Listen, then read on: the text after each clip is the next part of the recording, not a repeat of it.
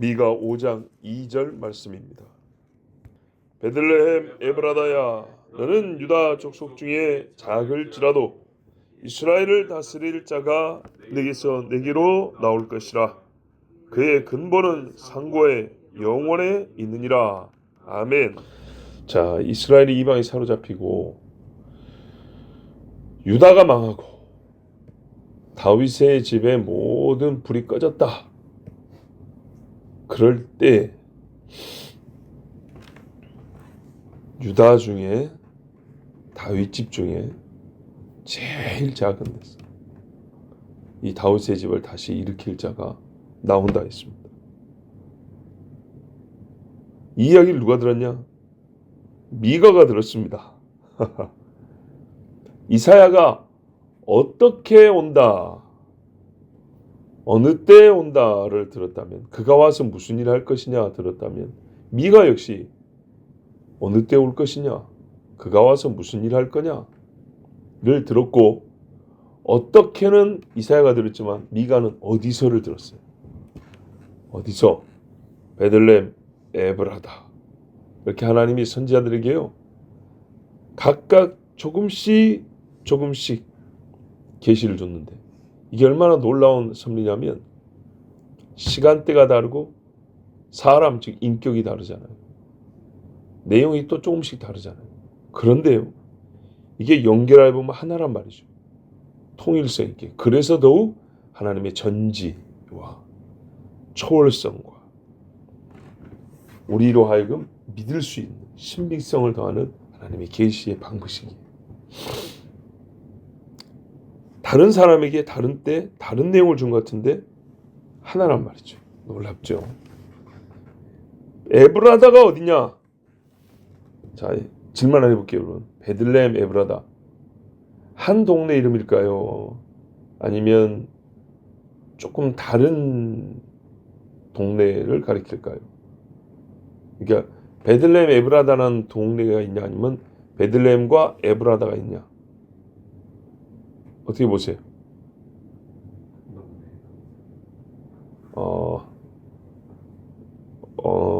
잘 모르겠죠. 두 개입니다. 두 개. 베들레헴, 에브라다. 어디가 더 클까요? 베들레헴이 클까요? 에브라다가 클까요? 베들레헴. 보통 큰 동네가 앞에 나오겠죠? 그렇죠? 그래야 구체적으로 뒤에 들어가겠죠? 경기도하고 어디 이렇게. 아마 그런 것 같아요. 왜 그러냐면 창세기 35장 19절에 보니까 라헬이 죽음에 에브랏 곧 베들레헴 길에 장사되었고, 그러니까 에브랏을 늘려 말하면 에브라다고, 줄여 말하면 에브랏인데, 이게 에브랏이 곧 베들레헴이라고 돼 있어요. 이렇게. 한 동네구나. 그런데 또 창세기 48장 7절에 가면 라헬이 아기를 낳다 죽었는데 야곱이 이제 노년에 또 이야기합니다. 그 이야기를. 뭐냐면 에브랏까지 길이 오히려 격한 곳이라, 이렇게 에브랏까지 가야 되겠는데 거리가 있다는 거예요. 간격이. 내가 거기서 에브랏 길에 장사였느니라. 에브랏은 곧 베들레헴이라. 이렇게 돼 있어요. 그렇구나. 그 다음에 룻기에 가보니까 뭐라 하면 유다, 베들레헴, 에브랏 사람들이더라. 누가? 이 말론과 기럨이라는 그 나오미의 두 아들 있죠. 흉년이 돼서 모압으로 이사 갔지 않습니까? 그 사람들이 어디 출신이냐 했더니 유다, 베들레헴, 에브랏 사람들이라. 이렇게 돼 있어요. 사무엘상 17장에 가면 다윗은 유다, 베들레헴, 에브랏 사람 이세라는 자의 아들이었는데, 점점 구체적으로 들어가죠. 역대사에 가면 이제 이 에브랏에 대해서 좀 더 다른 기원을 얘기 중인데, 아수바가 죽은 후에 갈렙의 부인이 아수바예요. 또 에브랏에게 장가 들었으니 에브랏으로 말미암아 후를 낳았고, 이렇게 돼 있어요. 역대상 2장 50절에 갈렙의 자손 곧 에브라다의 맏아들 훌. 이리 봤을 때 에브라시라는 이름은 갈렙 쪽을 통해서 나온 거라고 볼 수 있어요. 근데 야곱은 훨씬 이전 사람이잖아요. 이제 이럴 때 헷갈리면 안 된다고요?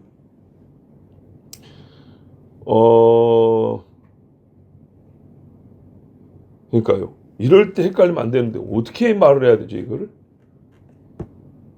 갈렙이 후를 낳았는데 에브라다의 맏아들? 이건요. 사람 이름이니까. 그러니까 옛날에 있었던 그 에브라스의 이름을 야곱 때 갖고 있었잖아요. 갈렙 후대 사람이죠. 그 지명을 갖고 있는 사람과 결혼했다 이 말이죠. 같은 이름. 사람 이름이 서울이에요. 아시겠죠? 에브라다는 동네가 있는데 그 동네 이름을 사람 이름으로 취한 여자한테 장가 들었다 이 말입니다. 아시겠죠? 자, 시편 132편 6절을 보면 법궤를 잃어버렸잖아요. 법궤를 어디서 찾았냐 했더니 우리가 그것이 에브라다에 있다함을 들었더니 나무밭에서 찾았도다. 굉장히 구체적인 지명이죠. 그래서 이렇게 이제 추정해 볼 때 에브랏은 베들레헴 지역 안에 있는 더 작은 행정 단위의 마을을 가리키는 거다라고 그렇게 보입니다. 이해되셨죠? 예.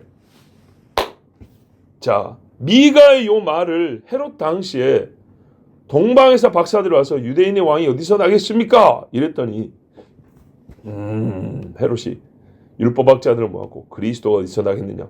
그래서 제가 헤롯이 굉장히 성경을 잘한다 그랬죠. 분명히 유대인의 왕이라는데 그리스도라고 불렀어요.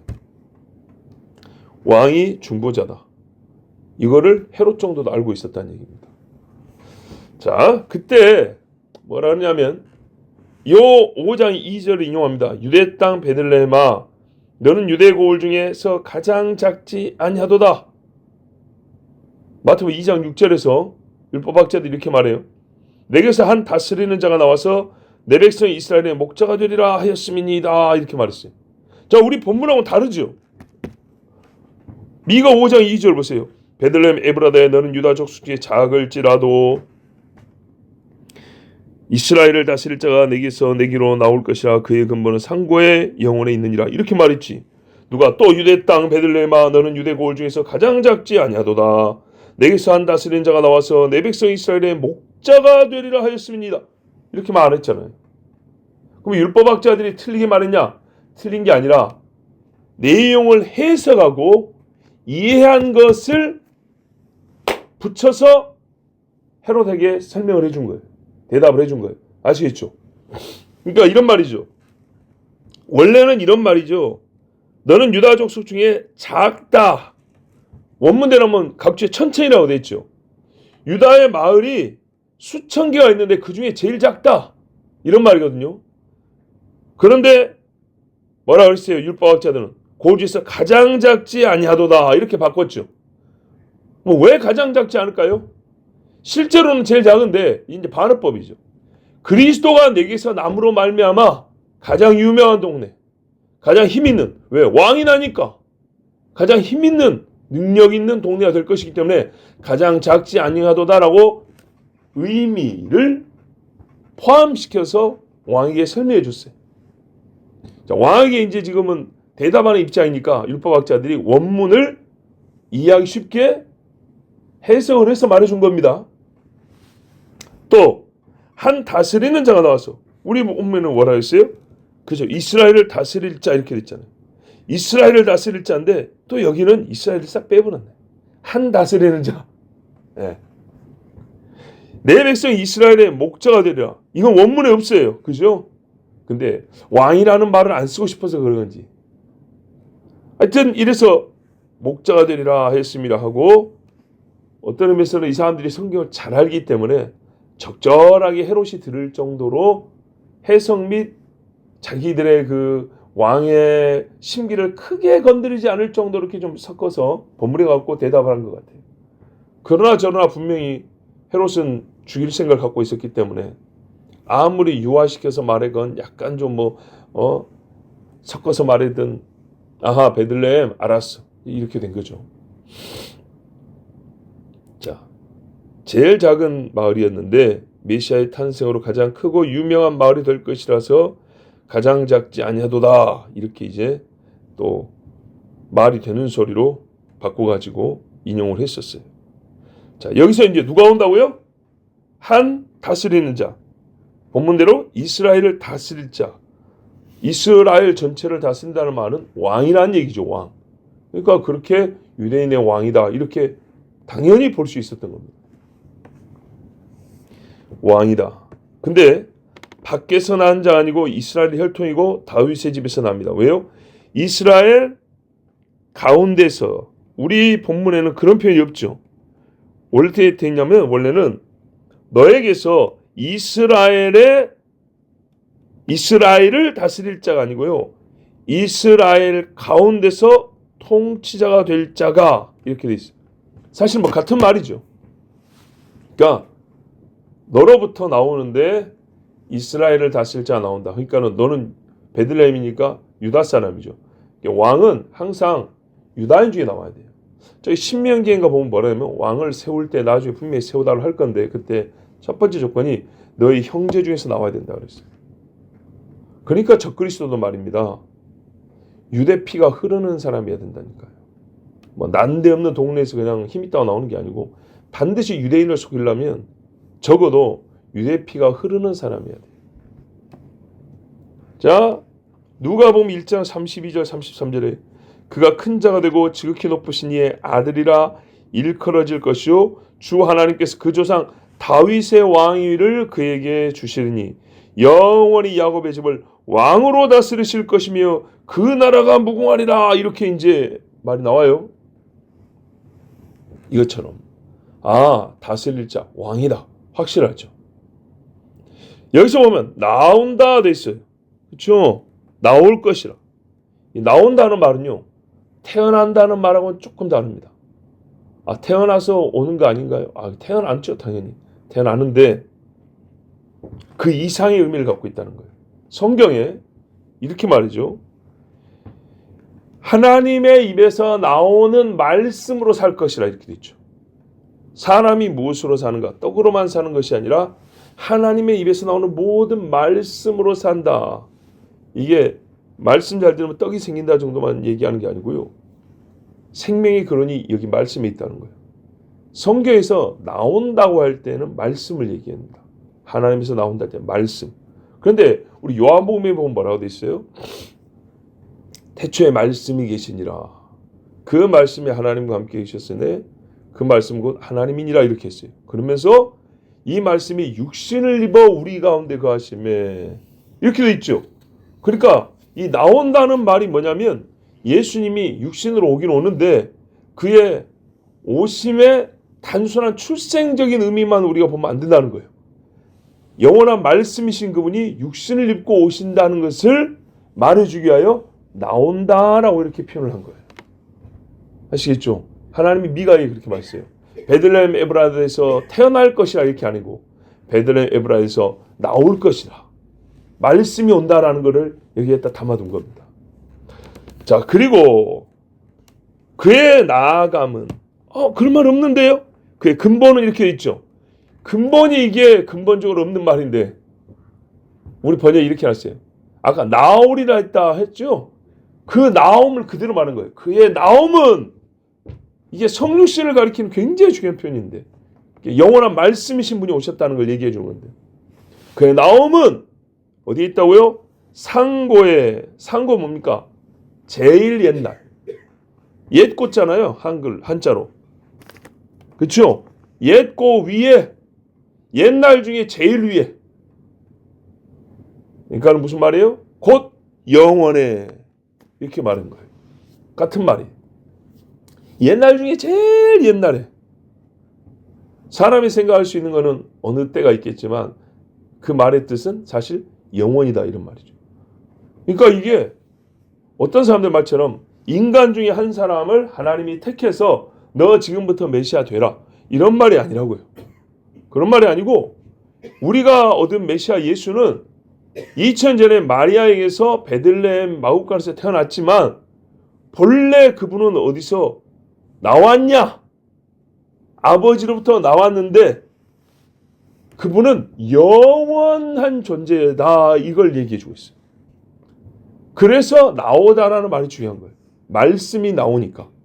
말씀이 나오고 그 나오면 언제부터냐고 물었더니 영원이라고 말을 해준 거예요. 만약에 육신 중에 누구 말만 자유주의 신학자들은 그래요. 가장 신의식이 투철한 사람, 신의존이 열심히 사람, 딱 잘라말해서 제일 신앙 좋은 놈 하나 골라가지고 너 메시아 해. 이거 아니라고요. 예, 그런 게 아니고 우리 사람이 만들어지기 전에 하나님이 영원부터 낳으신 그 아들이 우리에게 오셨다라는 것을 이 단어 몇 개 안 되지만 어떤 단어를 선택하느냐에 따라서 이렇게 뜻이 완전히 다릅니다. 어떤 거는 철저하게 해석이 랍시고 쓸데없고 망령대소를 못하게 완전히 막아버립니다. 아시겠죠? 사람 태어난 중에 하나님이 이렇게 보고 너 이리 와봐. 이거 아니라고요. 이름하여 이걸 양자설이라고 그래요. 사람 중에 하나를 양자로 삼아서 입양. 우리를 입양했지 예수를 입양한 거 아닙니다. 자, 그의 나오심은 가장 옛날, 시간으로 측정하기 불가능한 옛날부터 있었어요. 그렇다면 그분은 모든 피조물보다 먼저 있으신 분이죠. 그러니까 모든 피조물보다 먼저 나신 이유 이렇게 성경에 말하고 있습니다. 그로 말미암아 세상이 지어졌으며 이렇게 말하는 거예요. 예수님도 이 사실을 어떻게 말씀했냐? 아브라함이 있기 전부터 내가 있었느니라. 이렇게 말했죠. 내가 있느니라. 현재형으로 아마 했을 거예요. 그러니까 사람들이 네가 50도 못 되었는데 하면서 때려 죽이려고 그랬다잖아요. 그죠? 어제 어떤 목사님이 저보고 그러더라고요. 한 목사님 40대 초반이에요? 중반이에요? 그러더라고요. 나 젊게 봤나 봐요. 그래가지고 제가 출생 연도를 말했더니 40대 후반이구나. 네. 남자 목사님인데 이번에 예식 때 오실 목사님 중에 한 분인데 이제 나를 그렇게 젊게 봤나. 아마 하여튼 고맙습니다. 자, 예수님이 뭐라 했다고요? 아브라함이 나기 전부터. 그럼 보세요. 아브라함이 170 몇 살에 먹고 죽었단 말이에요. 그러면은 예수님이 한 190살 뭐냐. 그런 말이 아니죠. 아브라함 태어날 때를 한번 생각해 보세요. 그죠? 예수님 당시로부터 아브라함이 태어난 2000년 전, 2000년 전.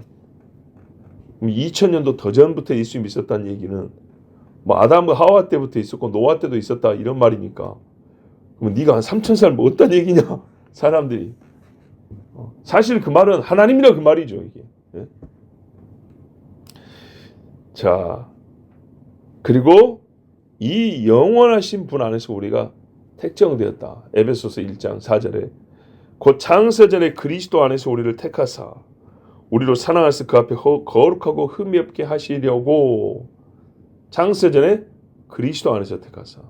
창세전에 아들 안에서 택하사 아니고 그리스도라고 되어 있죠. 아까 왕을 그리스도라고 이해한 것처럼 그리스도는 창세전부터 하나님의 아들인데 그리스도의 직분을 갖고 있었다는 거죠. 그리스도 사역을 시작했다는 겁니다. 왜? 구원의 선택은요. 그리스도가 없이는 불가능하죠. 중보자가 없이 불가능하기 때문에. 그러니까 우리를 만들기 전부터 하나님은 죄인들의 중보자로서 자기 아들을 정했다. 아들은 그것을 기쁨으로 받았다. 이런 말씀입니다. 자, 바로 이 예수님을 여러 선지자들을 통하여 하나님이 예언하셨어요. 예수님이 오신다는 예언이 구약에 대략 45개 된다 그럽니다. 사람마다 좀 다른데 아마 명확한 거를 선택하면 45개 되죠. 예표, 뭐 상징 이런 거 빼고. 근데 이 45개가 그대로 다 이루어지려면 어느 때 누구와 어떤 상황에서 얼만큼 그런 거 있죠. 이거를 뭐 정확하다고 자신은 못하겠지만 그래도 전문가라고 하는 숫자를 잘 다루는 사람들이 계산을 해보면 10의 167승분의 1이라 그럽니다. 확률이. 그게 다 이루어지려면. 10의 167승분의 1이라는 말은 어느 정도냐 하면 상상이 안 되는 거죠. 어떻게 설명하지? 어떤 표현은 이렇게 1억 평방 마일 안에 원자의 수가 10의 62제곱분의 1인데 다음 봐봐. 그러니까 우리가 상상을 좀 구체해 본다면 제가 보는 우주론이 아니고 과학자들이 말하는 우주론으로 말하면 광활한 우주라는 데 있죠. 거기에 보이지 않는 원자라는 게 있어요. 이런 이 물질의 기본 단위 원자. 그것들 싹 합한 것보다 더 희박한 가능성이라고. 그 중에 하나 집어낸 것보다. 색깔 칠해가지고 집어낸 것보다. 비교할 수 없이 희박한 가능성. 근데 예수님의 예언은요. 다 이루어졌다고. 그래서 제가 드릴 말씀이 성경과 유사한 이야기를 갖고 있는 신화집은 많아요. 성경과 비슷한 종교, 그러니까 뭐냐면 속죄를 한다는 그런 종교 의식, 속죄자가 있다는 둥, 죽었다가 부활한 신을 믿는다는 둥, 그런 류는 엄청 많아요. 그런 이야기들. 그래서 성경도 그 중에 하나 아니냐, 예수도 그 중에 하나 아니냐, 또는 성경이 기독교가 그것들을 본떠갖고 모방한 거 아니냐? 아니라는 겁니다. 왜요? 그것들은 이야기가 조잡할 뿐만 아니라 굉장히 죄악된 인간의 정욕이 가득 들어있어요. 가득. 예를 들어서 죽었다가 부활한 것도 누구를 죽이냐? 자기 남편을 죽이고 자기 남편을 팔아먹고 누나하고 동생이 둘이서 지옥 갔다 서로 반반씩 나눠하고, 예? 어떤 여신이, 잘 보세요. 자, 천상을 다 정복하고 지하까지 먹으려고 들어갔다가 거기서 지옥의 신한테 사실 배다른 언니라고 해야 되나? 이 언니가 지옥의 신이었는데 둘이 싸우는데 졌어요. 그래서 죽었는데 다시 시아버지 신한테 도움을 구해가지고 3일 만에 부활하고, 이런 류의 이야기들이에요. 굉장히 추잡스럽죠. 더럽죠. 이런 거예요. 이런 거. 형태는 비슷해요. 지옥에 갔어? 죽었어? 3일 만에 부활했어? 자, 그러나 성경과 비교할 수가 없어요. 그 품격과 아름다움과 성결함은 비교 안 돼요. 그리고 그런 것들은 쓰고 다루는 사람들도 이거는 그냥 이야기일 뿐이다 그래요. 현실 세계를 지배하고 이끌어가는 그런 신적인 힘이 있는, 실제로 살아 역사는 신의 능력을 갖고 있는 이야기들이 아니에요. 그러나 하나님의 말씀은 능력이 있죠. 사람을 변화시키는 능력이 있을 것 그랬어요. 그리고 성경이 그런 이야기의 내용이나 구성은 비슷하고 그것들이 흉내를 냈을지라도 완전 다른 건 뭐냐? 성경 모든 것은 역사로서 일어나고 있다는 겁니다. 그것들은 사람이 알지도 못하는 어떤 한때를 상상으로 그려낸 이야기들이지만, 성경을 반대하기 위해서 만들어낸 이야기들이지만, 성경은 처음부터 지금까지 마지막까지 실제로 역사로서 일어난다는 거예요. 예수님에 대한 예언만 하더라도 그렇게 희박한 가능성인데 다 이루어진단 말이에요. 그러면 그 외에 나머지 예언들까지 합하면요, 사람의 그 잘난 머리로 무슨 슈퍼컴퓨터니 갖다 대봐야 계산이 안 되는 겁니다. 숫자로만 계산된다고 물리적 세계에서 실제로 일어날 수 있나요? 그건 또 다른 이야기입니다. 예? 일어날 수가 없는 일입니다. 여러분, 태평양 한가운데서 떨어뜨려 놓고 살 수 있는 확률이 얼마나 된다고 생각하세요? 숫자로는 확률이 나오겠죠. 몇 %라고. 그러면 떨어져서 살 자신 있는 분 계세요?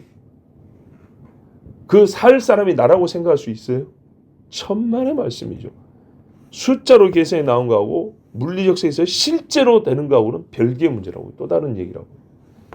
안 됩니다. 근데 성경은요, 숫자로 뭐라고 해도 다 실제로 일어납니다. 그 어렵다는 게 다 일어난다. 그래서 성경은 그런 책들과 비교할 수가 없어요. 선지자를 통하여 하나님이 이렇게 예언해 주셨어요. 그럼 어떻게 했냐? 알아보게 하신 거죠. 딱 보면 알아보게 하셨어요. 여러분, 하다못해 나귀 한 마리 타신도 말이죠. 얼마나 눈에 띄게 알아보게 해주셨는가 봐보세요. 마태복음 21장 4절 5절에 이는 선지자를 통하여 하신 말씀을 이루려 하심이라. 어느 선지자? 스가랴 선지자인데. 이르시되 시온 딸에게 이르기를 네 왕이 내게 임하나니 그는 겸손하여 나귀 곧 멍에 매는 짐승의 새끼를 탓도다 하라 하였느니라. 나귀도 그냥 나귀가 아니고요. 어미 나귀, 아빠 나귀도 아니고요. 짐을 한 번도 부려본 적이 없는 어린 나귀라 그랬어요. 어린 나귀를 누가 그걸 빌려주냐고 사람 타면 그 등이 굽어버리는데 병신 만들라고. 그런데 나귀를 탔다 해도 이게 어마어마한 건데 누가 그걸 빌려주겠어요. 그런데 세상에 어린 나귀를 주께서 쓰시겠다 하라 했더니 눈이 먼 것인지 아니면 정신 번쩍 들었는지 예 쓰십시오 이렇게 내줬다는 거예요. 자 보십시오. 그러므로 여러분 누가 예수를 지금 모른다 하겠습니까? 사람들이 늘 하는 말 우린 예수를 들은 적도 없고 본 적도 없고 아닙니다. 못 본 사람 없습니다. 못 들은 사람 없습니다. 모르는 이는 스스로 눈을 가리는 것이고 못 들은 사람은 자기 손으로 귀를 막은 겁니다. 하나님이 마음에 새겨준 걸 억지로라도 막 지워버린 사람들입니다. 하나님이 이렇게 말씀해 주셨어요. 상고부터 태초부터. 그러므로 여러분 오늘 우리가 예수 그리스도를 부인하는 것이 세상에서 가장 어리석은 자의 하는 일이고 가장 비양심적인 일입니다. 그래서 예수를 믿지 않는 것이 제일 큰 죄가 되는 겁니다. 봐보세요. 하나님이 우리에게 알려주신 사실과 진리 중에 제일이 예수고 가장 많이 말한 게 예수고 가장 진하게 들려준 게 예수고 끝까지 보여준 게 예수인데 예수 믿지 않는 죄를 무슨 다른 죄와 비교할 수 있겠어요? 이게 제일 큰 죄예요. 여러분 잘 믿으셨습니다. 끝까지 믿으시고 변함없게 하나님 나의 믿음을 변함없이 주님 앞에 설 때까지 지켜주시옵소서라고 기도하십시오. 왜 이렇게 기도해야 되냐? 설교하는 저도 그런 생각을 자주 합니다. 우리 청년들에게 말했지만 사람을 믿는다는 건 지금까지를 믿는 것이다. 다음은 모른다. 지금까지 보니까 저 사람 믿을 만하다. 오케이. 그걸 가지고 오늘까지 믿어주면 되지만 그랬으니 내일도 여전할 것이다. 모른다. 내일도 훌륭하겠지. 모른다. 내일도 변함없겠지. 모릅니다. 사람은. 내일 우리 아를 죽일지 누가 알았어요. 그렇죠. 그러나 하나님은 보세요. 사람은 어제나 오늘이나 내일이나 동일하다고 말해서 한 명도 없어요. 한 명도. 살았으면 그걸로 그냥 그렇구나 하면 되는 거예요. 인간은. 근데 하나님은 뭐라 그래요? 아직 내일이 오지 않았는데 어제나 오늘이나 내일이나 영원토록 동일하시니라. 이미 증명이 됐습니다. 영원하신 하나님 상고 영원부터 영원까지 변함없으신 하나님을 꼭 끝까지 믿기를 바라고 저를 포함해서 우리 항상 하나님 앞에 주여 믿음 없음을 도우소서라고 기도해야겠습니다. 기도하겠습니다. 아버지 하나님 감사합니다. 오늘도 사랑하여 주의 자녀들을 부르시고 예수님 이야기 한 토막을 읽었는데 얼마나 좋은지 모릅니다. 우리 주 예수, 나의 주 예수, 나의 구원자 나사렛 예수라. 아버지 하나님 이렇게 가르쳐 주셔서 감사합니다. 우리가 세상에 읽을 글이 많다 하고 배울 말이 많다 하지만 예수보다 더 좋은 이름이 어디 있고 예수보다 들을 만한 지식이 어디 있습니까? 오직 예수를 알고 예수를 믿고 예수를 끝까지 붙드는 예수의 사람들이 되게 하옵소서. 예수 그리스도의 이름으로 기도하옵나이다. 아멘.